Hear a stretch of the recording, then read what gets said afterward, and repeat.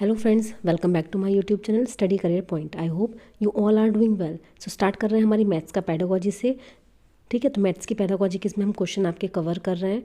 ठीक है, तो स्टार्ट करते हैं। देखिए हमारे फर्स्ट क्वेश्चन के साथ, ये भी आपका प्रीवियस ईयर का क्वेश्चन पेपर है जो आपके ऑनलाइन एग्जाम हुए हैं सीटेट के। ठीक है, उन्हीं की सीरीज़ है आपकी ये। तो स्टार्ट करते हैं। देखिए हमारे फर्स्ट क्वेश्चन के साथ, एक शिक्षक ने कक्षा फर्स्ट के बच्चों को कुछ वस्तुएं दी और पूछा कि कौन सी वस्तुएं लुढ़केंगी और कौन सी वस्तुएं सरकेंगी। निम्न में से कौन सा उपर्युक्त गतिविधि का उद्देश्य नहीं है, ये आपसे पूछ रहा है। तो देखिए कौन सा नहीं है। देखिए वस्तुओं को दो समूह में वर्गीकृत करना, उन्हें लुढ़कने और सरकने की अवधारणा को समझाना, विभिन्न त्रिविम आकृतियों के गुणों के बारे में चर्चा करना, या फिर किसी गतिविधि में बच्चों को संलग्न रखकर कक्षा में अनुशासन बनाए रखना। तो देखिए यहाँ पर जो है वो टीचर जो है वो बच्चों को क्या समझाने की यहाँ पर कोशिश कर रहा है, वो क्लासीफाई कर रहे हैं ऑब्जेक्ट्स को टू ग्रुप में। ठीक है, उनको कंसेप्ट समझा रहे हैं रोलिंग और स्लाइडिंग का। ठीक है, उनको प्रॉपर्टीज़ बता रहे हैं 3D शेप्स की, या फिर जो डिसिप्लिन है उसको मेंटेन करने के लिए बच्चों को क्या कर रहे हैं, इंगेज कर रहे हैं एक्टिविटी में। तो देखिए यहाँ पर जो आपका राइट आंसर है जो इसमें नहीं है वो है आपका ऑप्शन नंबर 4। क्या है, किसी गतिविधि में बच्चों को संलग्न रखकर कक्षा में अनुशासन बनाए रखना। तो ये यहाँ पर आपका उद्देश्य नहीं है। ठीक है, गतिविधि का उद्देश्य ही आपका नहीं है। तो ऑप्शन नंबर 4 जो है वो यहाँ पर आपका बिल्कुल सही है। चलते हैं देखिए नेक्स्ट क्वेश्चन पर। नेक्स्ट क्वेश्चन है, देखिए बोझ रहित अधिगम को सर्वप्रथम किसमें अवधान मिला। देखिए जो आपका लर्निंग विदाउट बर्डन है वो आपका किसमें लॉन्च किया गया आपका। ठीक है, फर्स्ट टाइम अटेंशन मिली तो वो आपको किसमें मिली है, तो वो मिली है आपकी यशपाल समिति 1993। किसमें, यशपाल कमेटी ने। ठीक है, बोझ रहित अधिगम किसमें है आपका, ऑप्शन नंबर 3 यहाँ पर आपका बिल्कुल सही हो जाएगा। चलते हैं देखिए नेक्स्ट क्वेश्चन पर। नेक्स्ट है, देखिए प्राथमिक कक्षा के गणित में टाइल पैटर्न्स या फिर टाइलिंग की गतिविधि को शामिल करने की क्या प्रासंगिकता है। तो देखिए यह बच्चे का मनोरंजन करता है और व्यस्त रखता है जब शिक्षक या शिक्षिका अपना काम कर रहे होते हैं, या फिर उच्च स्तरीय गणित में परिकलन की योग्यता के निर्माण में मदद करता है, यह अधिगमकर्ताओं को अनुपात और समानुपात के विचारों को विकसित करने में मदद करता है, या फिर आपको क्या है, अधिगमकर्ताओं में समतल पृष्ठों के क्षेत्रफल की अवधारणा को समझने में मदद करता है। तो देखिए यहाँ पर जो आपका राइट आंसर है वो आपका क्या हो जाएगा, तो वो आपका हो जाएगा it helps the learner understand the concept of area of plane surface. तो देखिए आपका किस चीज़ में मदद करता है, तो ये मदद करता है आपका अधिगमकर्ताओं में समतल पृष्ठों के क्षेत्रफल की अवधारणा को समझने में। ठीक है, तो ऑप्शन नंबर 4 जो होगा वो यहाँ पर आपका बिल्कुल सही हो जाएगा। ठीक है, चलते हैं देखिए नेक्स्ट क्वेश्चन पर। नेक्स्ट क्वेश्चन है आपका, देखिए वैन हिले के ज्यामितीय चिंतन के अनुसार विद्यार्थी किस स्तर पर वर्गों को नियमित चतुर्भुज के रूप में पहचानने में सक्षम होंगे। तो देखिए पहचानने में सक्षम आपके होंगे वैन हिले के कौन से ज्यामितीय चिंतन में। तो यहाँ पर जो आपका सही आंसर है वो आपका क्या हो जाएगा, इनफॉर्मल डिडक्शन। क्या हो जाएगा आपका यहाँ पर, इनफॉर्मल डिडक्शन। जो वैन हिले का मॉडल है उसमें विद्यार्थी किस स्तर पर वर्गों को नियमित करने में, ठीक है, आइडेंटिफाई कर रहे हैं स्क्वायर एज रेगुलर क्वाड्रिलेटरल्स। तो ठीक है, तो वो आपकी कौन सी स्टेज हो जाएगी, वो हो जाएगी आपकी इनफॉर्मल डिडक्शन। चलते हैं देखिए नेक्स्ट क्वेश्चन पर। नेक्स्ट क्वेश्चन है यहाँ पर आपका,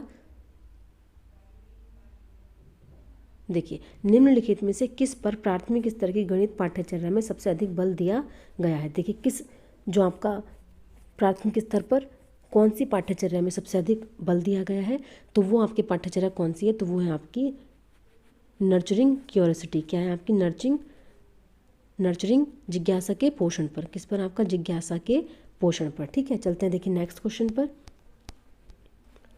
नेक्स्ट है, देखिए एक व्यक्ति गणित का उच्चतम शिक्षक बनना चाहता है।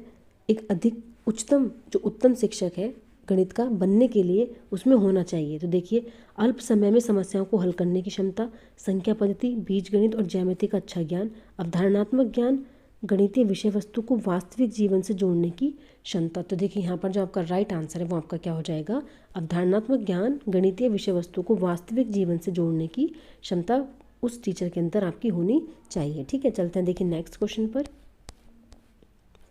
नेक्स्ट है, देखिए निम्नलिखित कथनों में से कौन से कथन कलन विधि के लिए सही है। तो देखिए कौन से जो है आपके वो कलन विधि के लिए सही है। तो यहाँ पर आपका जो राइट आंसर है वो क्या होगा, देखिए कलन विधि को हाल ही में कंप्यूटरों के विकास के बाद विकसित किया गया है।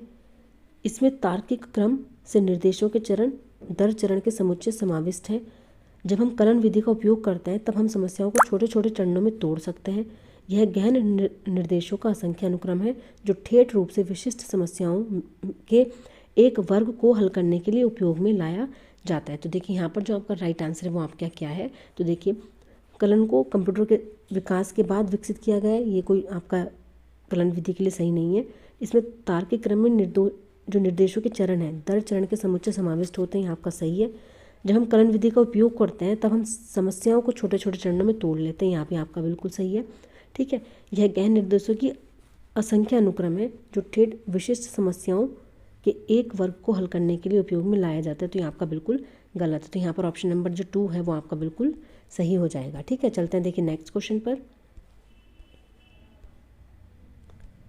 देखिए नेक्स्ट क्वेश्चन है, निम्नलिखित में से कौन सा घटक विद्यार्थियों में गणित के भय को बढ़ाने में योगदान नहीं करता। ठीक है, गणित के भय को बढ़ाने में योगदान नहीं करता है। तो यहाँ पर जो आपका सही आंसर है वो आपका क्या हो जाएगा, तो वो हो जाएगा देखिए परीक्षा प्रणाली, गणित का मूर्त स्वरूप, जेंडर संबंधी विशिष्ट क्षमताएं या फिर मानक प्रक्रियाओं पर बल। तो देखिए यहाँ पर जो आपका ऑप्शन नंबर 3 है, जेंडर संबंधी विशिष्ट क्षमताएं जो है वो आपका योगदान नहीं करती हैं। ठीक है, चलते हैं देखिए नेक्स्ट क्वेश्चन पर। देखिए नेक्स्ट क्वेश्चन है, देखिए NIPUN भारत दस्तावेज के अनुसार आधारभूत स्तर पर बच्चों के लिए निम्न में से कौन से महत्वपूर्ण गणितीय कौशल आवश्यक हैं। तो देखिए कौन कौन से जो गणितीय कौशल है वो आपके आवश्यक है। देखिए फर्स्ट है आपका अवलोकन, तर्क, दृश्यीकरण, संप्रेक्षण और अमूर्त विचार। तो देखिए यहाँ पर जो है आपके, तो यहाँ पर option number A, B, C और D आपके बिल्कुल सही हैं। ठीक है, अमूर्त विचार यहाँ पर आपके शामिल नहीं है, तो ऑप्शन नंबर जो सेकंड है आपका A, B, C और D आपके बिल्कुल सही है। चलते हैं देखिए नेक्स्ट क्वेश्चन पर। नेक्स्ट है देखिए संख्या बोध के विकास के लिए सेबिटाइजेशन एक महत्वपूर्ण पहलू है। सेबिटाइजेशन का अर्थ है, तो देखिए सेबिटाइजेशन का जो अर्थ है आपका वो आपका क्या होता है, तो देखिए वस्तुओं की कुल संख्या ज्ञात करने के लिए दिए गए समुच्चय में वस्तुओं को गिनना, संप्लाव गिनती, सामान्यतः शीघ्रता से देखकर एक समुच्चय में वस्तुओं की संख्या ज्ञात करना, वस्तुओं की मिलती जुलती विशेषताओं के आधार पर भिन्न भिन्न समूह बनाना। तो देखिए यहाँ पर जो आपका राइट आंसर है वो आपका क्या हो जाएगा, सामान्यतः शीघ्रता से देखकर एक समुच्चय में वस्तुओं की संख्या को ज्ञात करना। ठीक है, चलते हैं देखिए नेक्स्ट क्वेश्चन पर।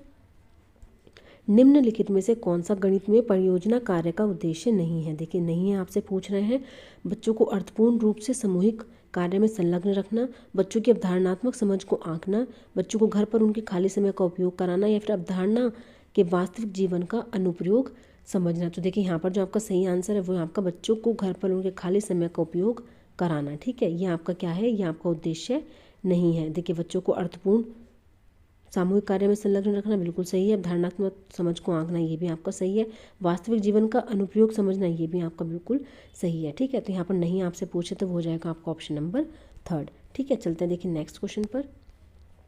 देखिए प्राथमिक स्तर पर प्रतिरूप पहचान और पूर्वानुमान पर विशेष बल दिया जाना चाहिए, क्योंकि ऐसे अभ्यास गणित में विवेचन कौशल को प्रोत्साहित करेंगे, बच्चों को सृजन कला में व्यस्त रखते हैं, यह बच्चों को प्रतियोगात्मक परीक्षाओं के लिए तैयार करते हैं या फिर प्रतिरूपों को सीखना आसान है। तो देखिए यहाँ पर जो आपका राइट आंसर है वो है आपका ऑप्शन नंबर 1, ऐसे अभ्यास गणित में विवेचन कौशल को प्रोत्साहित करते हैं। ठीक है, चलते हैं देखिए नेक्स्ट पर।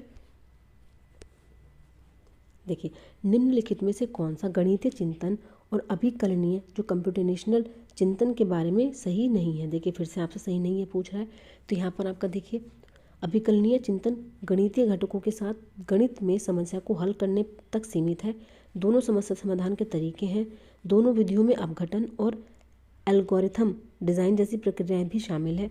गणितीय चिंतन और अभिकलनीय चिंतन अमूर्त विचारों के साथ काम करने की क्षमता में सहायक हो सकते हैं। तो देखिए यहाँ पर जो आपका सही है, आपसे नहीं पूछ रहा है ये, ठीक है, तो नहीं के लिए आपका क्या है कि जो अभिकलनीय चिंतनीय गणित घटकों के साथ गणित में समस्या को हल करने तक सीमित है, तो ये आपका सिर्फ समस्या को हल करने तक सीमित है, तो ये आपका क्या है, नहीं है। ठीक है, ये आपका गलत है और सारे आपके बिल्कुल सही है। ठीक है, चलते हैं देखिए नेक्स्ट क्वेश्चन पर। देखिए नेक्स्ट है, निर्देश के दौरान अधिगम की प्रगति को आंकने के लिए गणित शिक्षक द्वारा निम्नलिखित में से किस आकलन विधि का उपयोग किया जाता है। तो देखिए गणित शिक्षण में आपका कौन सी आकलन विधि का प्रयोग किया जाता है, तो यहाँ पर आपका होता है रचनात्मक आकलन का। किसका, आपका रचनात्मक आकलन का। चलते हैं देखिए नेक्स्ट और लास्ट क्वेश्चन है आपका। देखिए, जब कक्षा 5th के विद्यार्थियों से दो भिन्न 3/4, 2/4, 5 को जोड़ने के लिए कहा गया, तब कई विद्यार्थियों ने उन्हें निम्न प्रकार से जोड़ा। तो देखिए उन्होंने किस प्रकार से जोड़ा, 5 और 4 को जोड़ दिया, 3 और 2 को जोड़ दिया। ठीक है, तो ये पूछ रहे हैं त्रुटि सुधारने के लिए गणित के एक शिक्षक के रूप में आप विद्यार्थी को किस प्रकार समर्थन करेंगे। तो देखिए आप किस प्रकार विद्यार्थी को समर्थन करेंगे। समान समस्या का एक पत्रक विद्यार्थियों को अभ्यास के लिए देकर विद्यार्थियों को अपने उन सहपाठियों से उत्तर नकल करने के लिए कहकर जिन्होंने इस प्रश्न का उत्तर नहीं सही उत्तर दिया है, भिन्न को कागज के वृत्ताकार कटआउट द्वारा दर्शाकर यह समझाने की उन्हें कैसे जोड़ा जाता है। श्याम पट पर प्रश्न को हल करने की कलन विधि को पुनः समझाकर विद्यार्थियों को उसकी नकल करने के लिए कहना। तो देखिए नकल आपको बच्चे को नहीं करानी है, यहाँ भी आपको नकल नहीं करानी है। ठीक है, अभ्यास के लिए नहीं देना है। तो यहाँ पर आपका भिन्न को कागज के वृत्ताकार कटआउट द्वारा दर्शाकर यह समझाना कि उन्हें कैसे जोड़ा जाता है। ठीक है, तो ऑप्शन नंबर 3 जो है वो आपका यहाँ पर बिल्कुल सही है। ठीक है, तो जो आपके इस क्लास के 15 क्वेश्चंस थे वो आपके कवर हो चुके हैं। ठीक है, अगर मेरी क्लास आपको पसंद आई तो प्लीज़ मेरे चैनल को लाइक करें, सब्सक्राइब करें और शेयर करें। ऐसी और वीडियोज़ के लिए मेरे चैनल को सब्सक्राइब करें। Thank you.